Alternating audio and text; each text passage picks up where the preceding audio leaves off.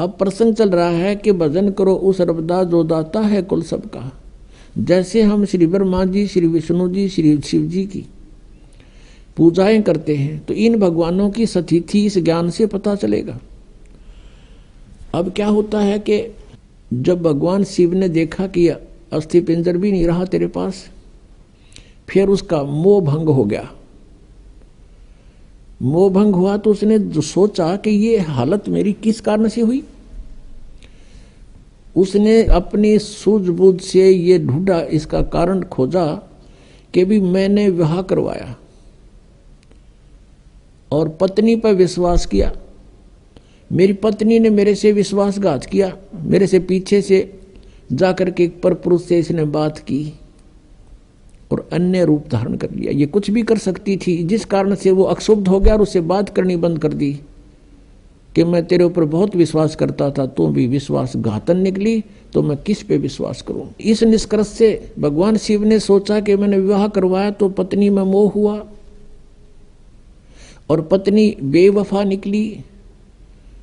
अब ऐसा यत्न करूं कि मेरे अंदर ये काम वासना समाप्त हो जाए, जिस कारण से मुझे विवाह की आवश्यकता पड़ी।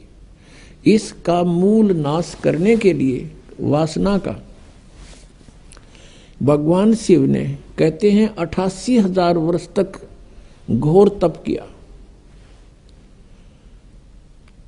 और कहते हैं ये काल ये चाहता है कि कोई भी यहां प्राणी विवाह के बिना ना रहे, यानी वासनाओं को कोई कंट्रोल ना कर ले, कहीं यहाँ पर फिर रिवाज पड़ जावे और संतानों उत्पत्ति ना करें। संतानों उत्पत्ति नहीं करेंगे तो मैं खाऊंगा कैसे, हम तो उसके बकरे और बकरियां हैं काल के।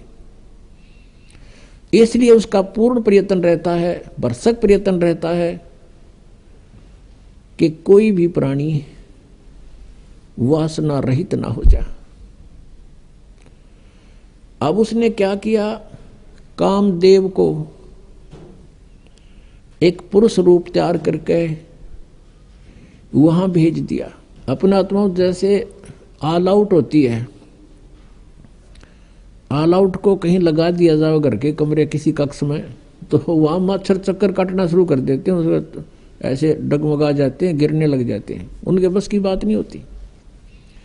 ऐसे एक देव है, उसके अंदर उसने ये गुण विशेष भर रखा काल ने, और वो जाकर के वहां बैठा दिया उसके आसपास। तो उसके कारण भी भगवान शिव जी में कोई अंतर नहीं हुआ, वो तप करता ही रहा। फिर उसने कामदेव ने अपनी पत्नी, उसका नाम रति है, उसको भेजा। वो बहुत खूबसूरत है, भगवान शिव के सामने डांस करने लगी। उसने सारा कुछ कर लिया, भगवान शिव पर कोई असर नहीं हुआ। और यहां तक कहते हैं कि भगवान शिव ने अपना तीसरा नेत्र खोल के और कामदेव को वहां नाश कर दिया, भस्म कर दिया। तो फिर ये सब काल के जाल हैं जो ब्रह्मा विष्णु महेश के भी समझ में नहीं आई थी ये बातें। भगवान शिव ने सोच लिया कि मैं अब वासना रहित हो गया, अब ना रहेगा बांस ना बजेगी बांसुरी, ऐसा काम कर दिया। वहां से चल पड़े, अपना आराम से विचरने लगे, घूमते रहते हैं, बैठते हैं, फ्री आराम से रहते हैं। अब काल ने सोचा भैया तो बात बिगड़ेगी, दूसरे और देखम देखा ये ऐसे ही फिर बैठ जाएंगे हठ योग करने के लिए, यह तो बात बनी नहीं। कहीं औरों की भी रुचि ना हो जाए, हम भी भगवान शिव जी की तरह से वासना रहित होएं। क्योंकि सभी ऋषि महर्षि जब साधना की तरफ चलते हैं, ये पांचों विकार इनकी गुद्दी में आ बैठते हैं, पहले से अधिक प्रभावित हो जाते हैं। तो सभी ने ये चेष्टाएं की थी कि किसी ना किसी तरह पहले इन्हीं राक्षसों को नाश करें और फिर भक्ति करें। ये भी काल का जाल था, बिना ज्ञान के डले नहीं डोए। तो अब भगवान शिव जी की कथा को पूरा करते हैं, फिर ऋषियों को लेंगे। अब क्या हुआ,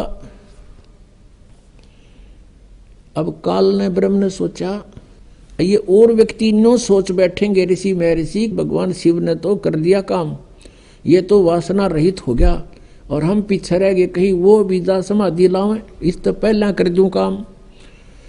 कुछ दिन के बाद शिव जी के अंदर प्रेरणा भर दी काल ने कि सुना है हमने कि जब सागर मंथन किया था उस समय विष निकला था, उस विष को मैंने पान कर लिया था, पी लिया था, जिस कारण से मैं अचेत हो गया था। और जो बताते हैं उसमें से अमृत निकला था या शराब निकली थी, दारू मदिरा, 2 कलश निकले थे। राक्षसों ने अमृत का कलश उठा लिया था और राक्षस यदि अमृत पी जाते तो अमर हो जाते। इसलिए भगवान विष्णु ने एक मोहिनी रूप बनाकर एक स्त्री का और राक्षसों में जाके डांस किया था। कहते हैं बहुत सुंदर थी वो मोहिनी रूप में, भगवान बड़े सुंदर लग रहे थे और राक्षस मोहित हो गए थे।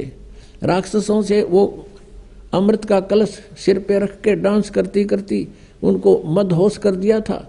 वो कलश दूसरी तरफ पकड़ा दिया था और मदिरा का कलश सिर पे रख के वापस उनको दे दिया था। तो उस समय भगवान विष्णु कहते हैं मोहिनी रूप में बड़े खूबसूरत लग रहे थे। अब भगवान शंकर के मनमाई के भगवान विष्णु के पास चलते हैं, क्यों ठाली हो गया था ना पार्वती साथ में, तो चलो वहां बातचीत करते हैं और उनसे वो रूप देखूंगा। अब मैं होश हवास में हूं भाई, उस रूप को पूछूंगा कैसा रूप था, एक बार बना के दिखाओ। इस उद्देश्य से भगवान शिव जी आगे विष्णु जी के लोक में और बैठ गए उनकी पौड़ी में आके, उनके गेस्ट रूम में बैठ गए। विष्णु जी पता लगा अंदर से आए, कुशल मंगल हुई। कुछ देर के बाद भगवान शिव ने अपना उद्देश्य जाहिर किया, प्रकट किया कि मैं इस उद्देश्य से आया हूं। मैंने सुना है कि आपने सागर मंथन के समय एक बहुत सुंदर मोहिनी रूप बनाया था। भगवान मैं देख नहीं सका था, आज कृपा मुझे वो रूप बनाकर दिखा दो।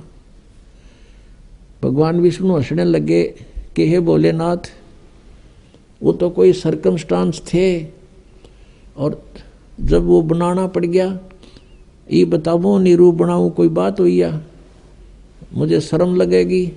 अब भगवान शिव जी कहने लगे कि जब तक आप मुझे वो रूप बनाकर नहीं दिखाओगे तब तक मैं यहां से नहीं जाता। मैं तो ये बैठ गया, और बैठ गया उनके द्वार का आगे पार्क में, बगीची में हठ योग करके। भगवान विष्णु ने सोचा कि 88,000 वर्ष तक यू उड़ा बैठ का आ गए, अरे भी इसने चमटा गाड़ दिया, ये उठे नहीं। इससे पीछा छुटवाने के लिए भगवान विष्णु ने कहा, वहां तो उनसे कहा कि नहीं ऐसा नहीं हुआ करता, ये मुझे शर्म आती है, मैं नहीं ऐसा कर सकता। यूं कह के अपने घर में अंदर चले गए महल में। वहां से अंतर ध्यान हो गए और उसी बाग में, सामने भगवान विष्णु का बाग था उस रेस्टोरेंट का, उसमें कुछ दूरी पर एक सुंदर लड़की का रूप धारण कर लिया। और भगवान शिव जी की दृष्टि जब पड़ी, भगवान शिव जी उठ कर चाल पड़े हैं और वो मोहिनी रूप आगे आगे चलने लगा, वो पीछे पीछे। भगवान ने भी स्पीड पकड़ दी, अच्छी दूर तेजी से चलने लगा और वो कभी वृक्षों से इधर हो जावे, कभी इधर से, और जाके भगवान शिव ने उसका हाथ पकड़ लिया। पहले भगवान शंकर पूछ रहे थे विष्णु जी से कि ईसा मोहिनी रूप के हो गया, सारे बावले बना दिए हुए राक्षस, उन सेना रहे आग भी, तो उसने कलश भी बदल दिया, ऐसे कभी हो सकता है, न्यू कह रहे थे। तो जब उसने देखा भगवान शिव जी नो सीधे चल पड़े, लड़की तो ऐसे ऐसे चल रही है छड़ों से कांटों से बच के, और भगवान शिव जी सीधा कांटा में गौ लिया बाईपास, और जाकर उस लड़की का हाथ पकड़ लिया। जो ही उसने हाथ छुआ उसी समय भगवान विष्णु जी अपने रूप में खड़े हो गए और हंसने लगे। अग भोलेनाथ उनको नो मूर्ख बना दिया, जैसे इतने काटे भी ना दिखे, माए छड़ा में कहा गया सीधा। और उधर से वह वासना कित गई, 88,000 वर्ष डरे ढोकाया तू, कहाँ गई वो साधना तेरी। इसके विषय में परमेश्वर कबीर जी कहते हैं जैसे अग्न काष्ठ के माही, है व्यापक पर दिखे नाही।